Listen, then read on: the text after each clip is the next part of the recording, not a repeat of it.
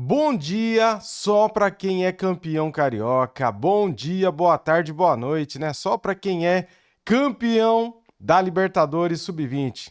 Afinal de contas, bicampeão da Libertadores Sub-20 e bicampeão carioca. Galera, que felicidade de ser Flamengo, cara.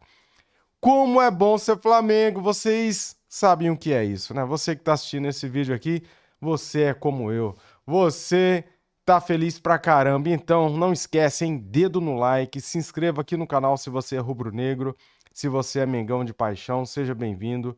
Ative o sininho aí para não perder nada, galera. Temos aqui um corte da imprensa para falar da vitória do título. Vitória, título. Empatou, mas foi uma vitória, né? Foram 2 gols. No primeiro jogo, Flamengo venceu por 2-1 no agregado. Fomos campeões carioca pela 39ª vez. Olha isso, cara. Flamengo, rei do Rio, não tem pra ninguém, hein? 5 títulos nos últimos 7 disputados. Que maravilha.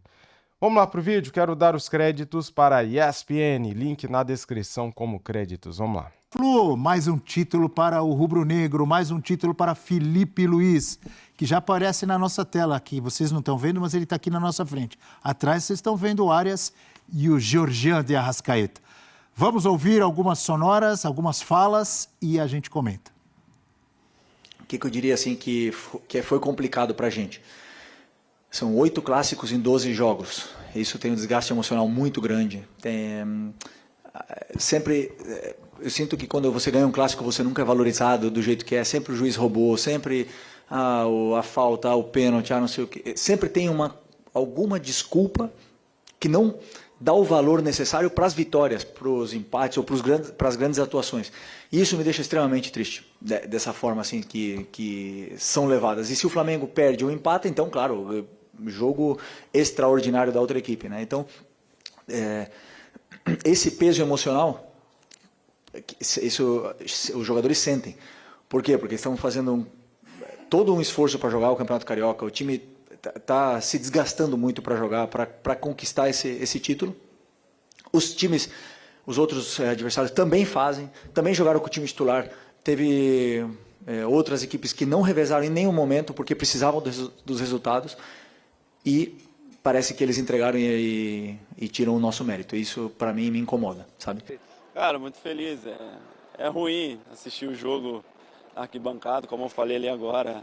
Cara, não dá. É muito eufórico ali que eu fico, então quero estar em campo, mas como eu falei, foi para acontecer isso agora. Espero que durante esse ano eu não sinta mais nada. Agora essa pausa que a gente tem aí, preparar bem para a gente começar o Campeonato Brasileiro também bem. Sí, acho que é muito importante para nós e tanto para nossos companheiros, todo mundo pegar ritmo, poder somar minutos e para a gente também que vem de uma sequência de final do ano passado um pouquinho complicada, que a gente não estava 100%, com alguns jogos que não era para jogar talvez, mas fizemos nosso sacrifício, tudo seja pela taça que foi a Copa do Brasil. Breler Pires, indiscutível, hein? Título rubro-negro. Incontestável, campeão com sobras até. O placar ajustado da final, para mim, não representa a superioridade que o Flamengo teve nos 2 jogos. Para mim, o Flamengo, pelo domínio que teve, de posse de bola, pelas alternâncias normais de um clássico, de um Fla-Flu, sai com até uma tranquilidade de administrar resultado. E no jogo de ontem, apesar do 0-0 e apesar da necessidade do Fluminense, para mim o Flamengo teve o jogo sempre sob controle. Um ou outro momento, e ali no finalzinho que o Fluminense mexe, vai para uma pressão, para um abafa, mas sem grandes sustos. O Rossi faz uma defesa importante no final. Gols anulados, mas eu vejo que o Flamengo, se há um merecedor inequívoco do título carioca, é o Flamengo, porque o Felipe Luiz citou os clássicos, né? Nos 8 clássicos, o Flamengo foi sempre superior, o Flamengo sempre com as rédeas do jogo, o Flamengo sempre tomando a iniciativa, e ontem não foi diferente contra o Fluminense, que tentou ali com o que podia, e o Mano Menezes até sacou o Serna para colocar o Lima, tentar preencher mais o meio-campo. Isso mostra o respeito que os adversários precisam ter contra o Flamengo. E olha um jogador importante, hein, Abel, no Flamengo. Juninho faz a jogada de 2 gols anulados. Você viu falta naquele lance que a gente viu agora? Não, pra mim não Foi foi. absolutamente nada. O cara foi no VAR, chamaram o VAR pra isso. Não, pra mim... Foi de brincadeira, né? Absurdo anular esse gol. E é um gol que o Bruno Arleu, o árbitro da partida, tá vendo. Ele enxergou ali no momento. Aí vai colocar pro cara com o Vinícius Júnior, aproveitando, né, esse momento de folga antes da apresentação na seleção. Mas pra mim é um absurdo anular o gol do Flamengo, porque o juiz tem de tomar essa decisão no campo. E se você coloca em câmera lenta, não é lance pra onde VAR, o cara né? caiu, e ali foi o Juninho se enrola com o Ignacio também tá segurando. Como diz Renata Ruel, o futebol é um jogo de contato. Né? Mas mesmo na Todo câmera contato virou lenta, falta. é duro você ver alguma coisa nesse Todo lance. contato virou falta. Na hora que ele cai ali, tem uma leve carga na perna, mas pra mim um enrosco normal. Lance normal de jogo. Se você for analisar qualquer tipo de carga e de falta, então tem que dar antes a falta do Ignacio. Não foi nada. Estão enroscados. Não lance foi. de contato. Só não dá barulho maior porque não fez diferença não pro pode, Flamengo. não precisa Imagina desse se gol. esse lance é decisivo e o Flamengo perde esse título por causa desse gol anulado. Por isso que é um Poderia. problema de sistema, né? Porque o Flamengo foi beneficiado com erros contra o Vasco e agora poderia ter sido prejudicado se de fato isso aí tivesse dado alguma questão na partida. Mas é isso, Abel. Tirando essas polêmicas, aí, acho que um gol inequivocadamente anulado, o Flamengo foi superior, o Flamengo merecia a vitória até nesse jogo, pelas oportunidades que criou, pelo controle que teve da partida e o papel importante do Juninho entrando mais uma vez e sendo um reserva útil. A gente falava dele aqui, né? Jogador que chegou com muitos narizes torcidos e pode ser uma peça importante para o elenco. Coroando a... Não, para mim não dá nem mais para falar em ascensão do Filipe Luís, já é um técnico em processo de consolidação, e eu falo em processo porque a gente sabe como é a vida do treinador no futebol brasileiro, nunca tem paz, mas o Filipe Luís dando passos muito sólidos nessa carreira como técnico e um time que joga a maneira dele, um time que sempre joga sério, um time que dificilmente baixa concentração, e quando baixou concentração correu riscos no primeiro jogo contra o Fluminense, então é um ponto de atenção, mas por ser começo de temporada também, alguns jogadores que precisam se recuperar, o Arrascaeta pode jogar mais, o De La Cruz, para mim, já tem se apresentado numa versão melhor nessa temporada. E aí, Abel, minha única corneta, torcedor rubro-negro vai ficar bravo comigo para variar, mas preciso... Qual é a corneta que você vai soltar agora? Não, preciso dizer, depois do que foi esse campeonato, boa parte da torcida do Flamengo tem que fazer uma fila de joelhos para pedir desculpa pro Wesley.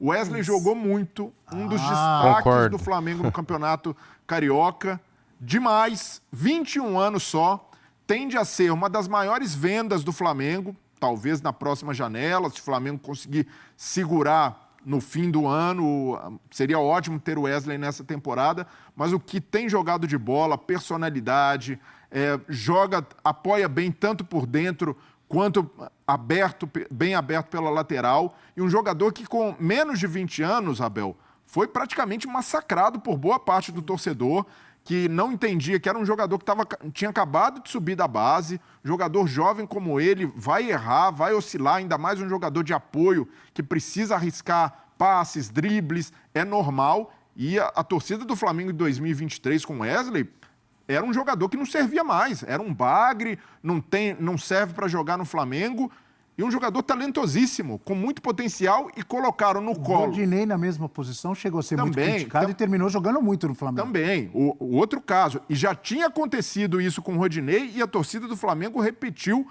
com o Wesley. Então, graças ao Filipe Luís também, que soube tirar o melhor desse jogador, ele não foi rifado e poderia até ter saído.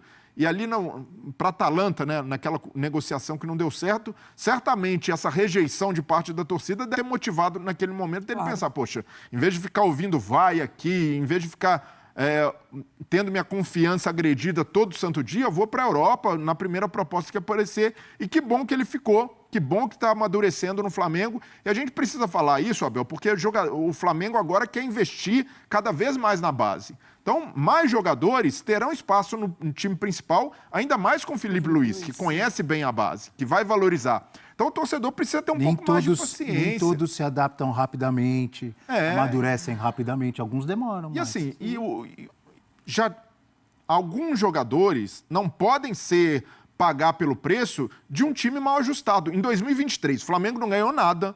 O time não dava respostas com nenhum treinador, começo com o Vitor Pereira, aquela coisa toda atordoada, uma temporada realmente em que o Flamengo jogou no lixo. E aí pegam 1 ou 2 ou 3 para crucificar. E o Wesley foi um desses caras. Então, por pouco, não só o Flamengo, mas o futebol brasileiro foi privado de ter um grandíssimo jogador, que está se mostrando agora, merecidamente convocado para a seleção. Então, eu falo isso, e não é porque...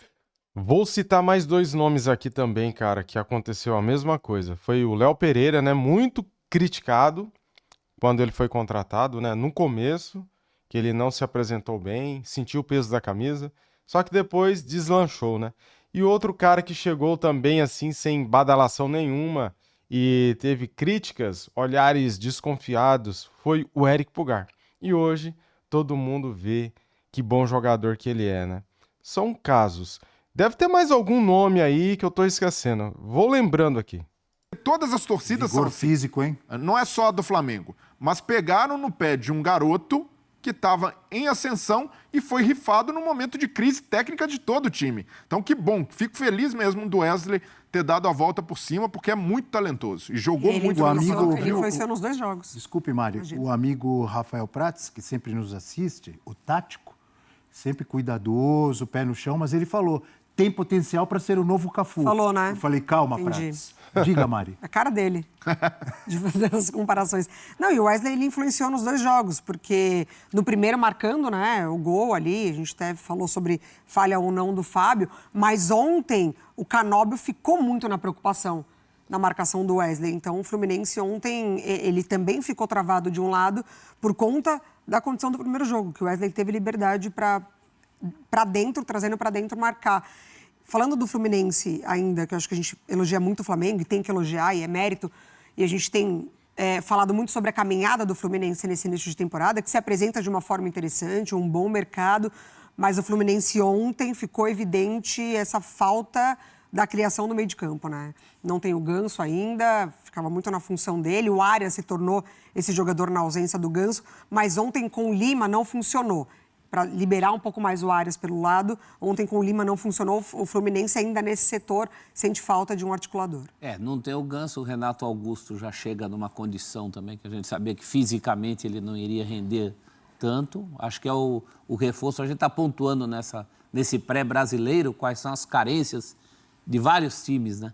A do Fluminense é fundamentalmente essa. E na linha os humilhados serão exaltados, o Juninho realmente... pode ser um jogador importante para o Flamengo, já está sendo, mas não necessariamente do jeito que a gente imaginava, né? Que ele vem para ser o centroavante, lá, o homem-gol. Ele tem colaborado com outros tipos de valência, o que pode ser ótimo também, porque a gente não pode esquecer que o Pedro está para voltar. E o Juninho fez gol também, né, prof, no primeiro Também? jogo. Então tem tido a sua importância. É para não entrar nessa roda que é muito cruel de colocar rótulo em jogador, de dizer que não serve. Primeiro tem que Espera um pouco. E o técnico, experimentar, né? o Felipe Luiz tem dito, olha, participação do Juninho, é um jogador que eu valorizo e até segurando também expectativas em relação a ele. E falo isso, Abel, não é pelo fato do Flamengo ter ganhado o Campeonato Carioca. De novo, campeonato estadual não é parâmetro para a temporada. Mas pelo que o Flamengo vem jogando desde o ano passado com o Felipe Luiz, essa solidez do trabalho, os reforços, jogador, o Pedro voltando ao time, a ideia do Felipe Luiz, e acho até que no Campeonato Carioca o Flamengo até poderia jogar mais, mas como era muito superior, acabou dosando também intensidade, muitos jogos, o excesso do calendário, muitas competições pela frente, mas até aqui... o Flamengo é o que passa mais confiança de que pode chegar longe no Mundial de Clubes, entre os brasileiros que vão disputar, porque a gente fala de várias competições, mas o Mundial de Clubes tem um peso especial. É difícil para um time brasileiro sonhar com o título, mas até aqui, comparando com o Palmeiras, com o Botafogo e com o próprio Fluminense, que também estará no Mundial, o Flamengo está bem à frente nesse começo de temporada. Para mim, o Flamengo é o time... dos brasileiros, se um pode sonhar com o título ou chegar numa final, esse clube é o Flamengo, pelo que faz o Felipe Luiz, pelo elenco que tem, pelos grandes jogadores e alguns ainda, como a Arrascaeta, podem render mais. Então, acredito que o Flamengo tem uma boa temporada pela frente sob o comando do Felipe Luiz. Felipe Luiz, citado pelo Breiler, vai aparecer agora na nossa tela com números, porque realmente vem chamando muita atenção. Ah, mas ele tem o melhor elenco. Nem sempre o técnico pega o melhor elenco e já traz resultados tão rápidos. Olha Não o só Tite. com títulos, conquistas, mas com um bom desempenho, né? Vários técnicos passaram pelo Renato Flamengo. Gaúcho pagou a língua em relação a isso. Ele dizia que no Flamengo era fácil, quando ele foi não conseguiu. Mas chegou perto, né? Do título da Libertadores. Incontestável, derrotas e títulos de Felipe Luiz em 27 jogos no comando do Flamengo. Uma derrota e 3 títulos, professor. O Fluminense, né? Num jogo ali intermediário, entre outras coisas para fazer. E não é só número, né, Abel? É a postura do Felipe Luiz, postura em coletivas, com os jogadores. Ele traz muito essa questão de ter estado lá com alguns desses jogadores há algum tempo. Ele já era um jogador que, como jogador, dava pinta de que seria um bom técnico, tinha leitura tática. Acho que o mais difícil foi quando ele assume, ainda com aquela história do Gabigol, ele já deixou claro que, antes de tudo, ele não era o amigão de ninguém, ele era o técnico. Então, tudo isso são pedrinhas e agora ele vem também ter uma contribuição recente, que o profissionalismo finalmente chegou ao futebol do Flamengo. Porque o profissionalismo havia chegado ao clube Flamengo. Contas em ordem, isso era uma outra história.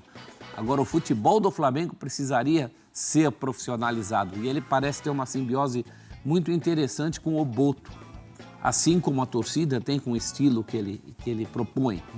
O Flamengo é um desses clubes, o Breiler falou, e é verdade, o estadual não é parâmetro para a temporada, mas os bons times desse começo de ano já têm um residual de serem testados em Campeonato Brasileiro. Sim, Né? verdade. Isso acontece com o Flamengo, acontece com o Inter do Roger, acontece, numa certa medida, com o Corinthians do Ramon Dias. Então, dessa vez, não é só estadual, não. Já é um bom trabalho que se provou em outros tipos de jogo. E, além disso, o Felipe Luiz, ele merece não ser ofuscado por uma diretoria que ganhava mídia de outras maneiras, né? Então, Marcos Braz, Landim, muita coisa se fazia fora do ambiente de futebol do Flamengo, que minavam, de fato, tudo que acontecia ali dentro, né? Treinadores que precisavam dar explicações por extracampo, enfim, muita coisa que a diretoria precisava definir e não definia. Então, o treinador era muito escudo, né, de uma diretoria que quando aparecia de uma forma completamente equivocada. Então, o Felipe Luiz, ele merece muito. É claro que ele é grato, porque foi a antiga diretoria que confiou nele para esse cargo, mas ele merece, de fato, um ambiente profissional que dialogue com ele muito sobre o que é campo e bola. E até curioso, né, Mari? Porque nessa temporada, o Flamengo, ao contrário de outras, principalmente na gestão do Landim, não tem contratação super badalada, não tem aquela mega apresentação com vários dirigentes na mesa ali para tentar tirar o holofote.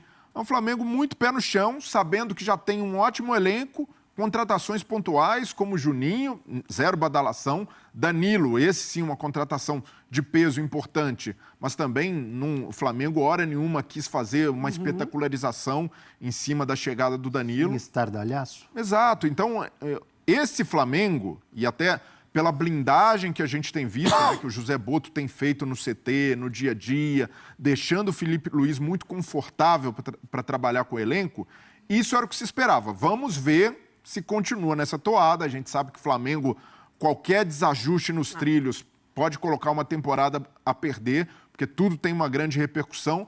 Mas até aqui, tanto Felipe Luiz quanto a nova diretoria têm cumprido a cartilha de um bom início de temporada. Discrição, sem muito salto alto, sem muito estardalhaço, sem oba-oba. E como deve ser, Abel, porque é irresistível, em muitos momentos, num clube como o Flamengo, querer fazer esse tipo de movimentação, né? Uma grande contratação para o torcedor se esbaldar nas redes sociais, querer ali o dirigente, como a Mari falou, dar entrevista em momentos inoportunos. E até havia essa preocupação com o BAP, que o BAP, quando era ali, antes de chegar à gestão, ao comando, dava umas entrevistas ali meio questionáveis, expunha muita coisa, até acabou entrando em atrito com o Landim por causa desse perfil. E até aqui tem sido um cara mais low profile, mais discreto. E que bom, que continue dessa maneira. José Boto da mesma forma, dando méritos nesse momento a quem merece, que são os jogadores e, sobretudo, a comissão técnica do Felipe Luiz. Estou vendo o Felipe Luiz colocando a medalha ali, não sei se dá para mostrar ali, estou lembrando que as medalhas desse ano do Campeonato Carioca tem um nome, né? José Carlos Araújo, nosso grande companheiro. José Carlos Araújo. Votei! O garotinho, da nativa. E assim como a taça era a taça Arthur Antunes Coimbra, o Zico. Tava lá, né? Justa homenagem. Fãs de esportes, depois dessa linda imagem aqui no nosso telão do professor Felipe Luiz, recebendo a medalha de campeão. A última medalha foi entregue, né, para o treinador vice, né? Não foi a do Tite, entregando a medalha para o técnico do Nova Iguaçu. É verdade. Fãs de esportes. Tinha Desculpa, esquecido. eu tinha Não, trocado. imagina. Eu fiquei pensando ali, tentando lembrar o lance do Tite, me distraí. Bom dia, Gildásio. O Flamengo é tão bem treinado que joga sem goleiro. Rossi atua como líbero. E o Léo Ortiz é o camisa 10. Então, a qualidade que o Flamengo tem proporciona esse tipo de luxo, né? De ter goleiro e zagueiros que sabem jogar muito bem com os pés. Bom dia também para o Zé Renato. O Felipe Luiz já mudou até a postura do time, que passou da arrogância, resolvo quando quero, para a humildade, buscando vencer estadual com esforço coletivo. Tinha essa arrogância? Resolvo quando quero? Mais ou menos, né? O time do Tite tinha um pouco isso, sim. Mas mudou principalmente o jeito de encarar o jogo, né? Aquele futebol para-brisa que o Tite propunha, a torcida não engolia. A Mari já falou agora há pouco, ela falou um pouco sobre o Fluminense, um pouco agora há pouco, repetindo palavras. Vamos ouvir o Mano Menezes para a gente falar um pouquinho mais sobre o Flu, que também tem competições importantíssimas, como o Mundial de Clubes. Vamos lá com o Mano. Precisávamos nos superar muito, fazer jogos perfeitos.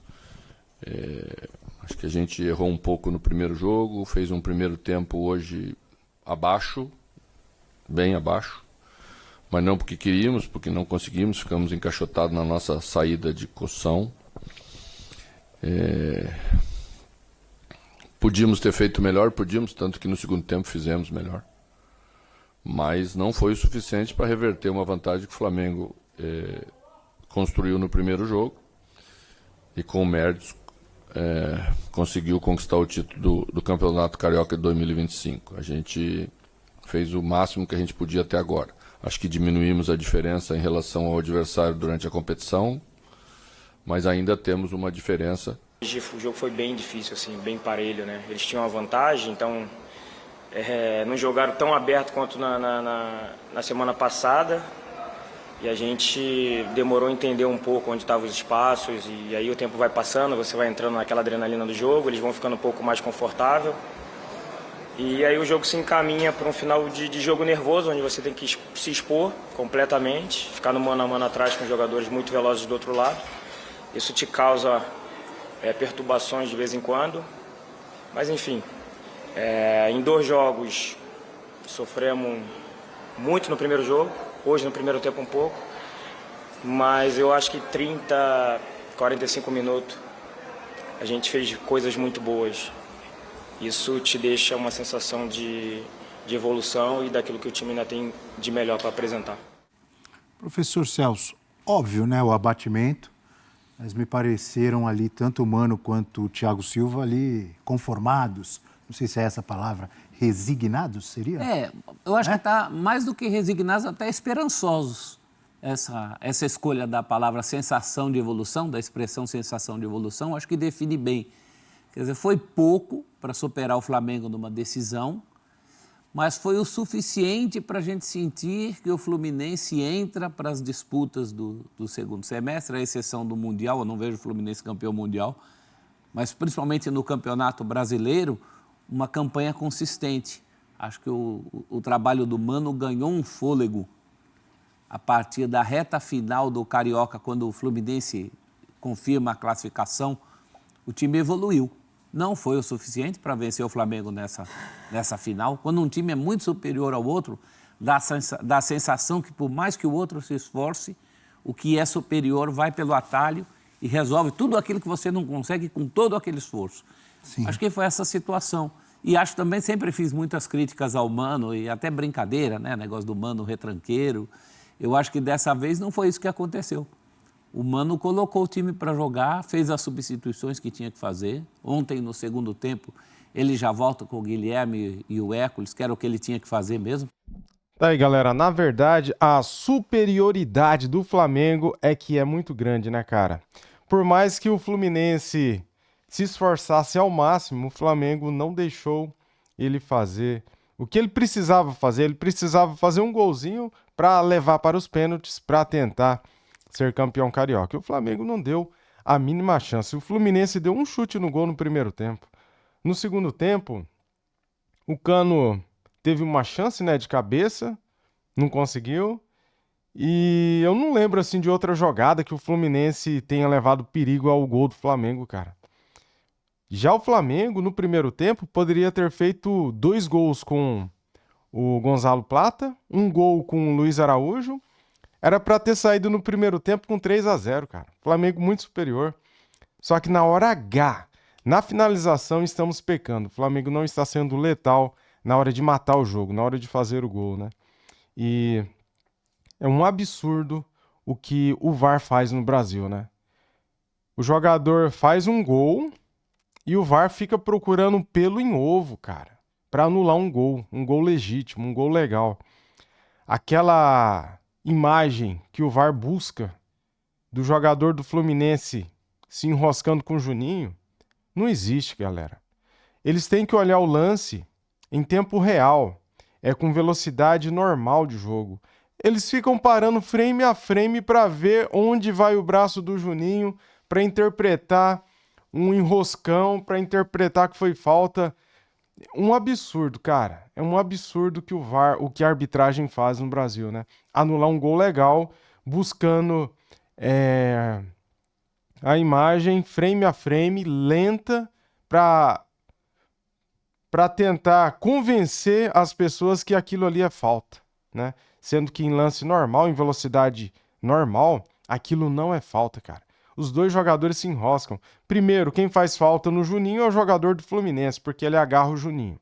E daí o Juninho se desequilibra e cai com o braço ali no meio da perna do cara, e daí eles dão falta do Juninho. Assim, uma inversão de papel, sabe? O mesmo aconteceu com o Gerson. Só que daí, nesse caso, não teve repercussão, por quê? Porque não saiu gol, não teve nada desse tipo, né? O jogador do Fluminense agarra o Gerson por trás, o Gerson cai de costa e a arbitragem deu falta do Gerson. Cara, é um horror essa arbitragem nossa, né? Deus que me livre. Cada ano que passa parece que piora. Mas, graças a Deus, fomos campeões, bicampeões, cariocas, 5 vezes campeões nos últimos 7 títulos, né? Se você pegar dos últimos 7, o Flamengo foi campeão em 5 vezes. E ontem fomos campeões também sub-20 da Libertadores. Que maravilha! Eliminamos os porcos Palmeirinha nos pênaltis. E foi legal a disputa de pênaltis, hein, galera? Se vocês não viram ainda, vale muito a pena ver. Que goleiro bom que nós temos no sub-20, hein? O cara pega pênalti. O cara é bom pra caramba. Valeu, tamo juntos. Deixa aquele like pra ajudar, se inscreva aqui no canal e ative o sininho. Saudações rubro-negras. Fui!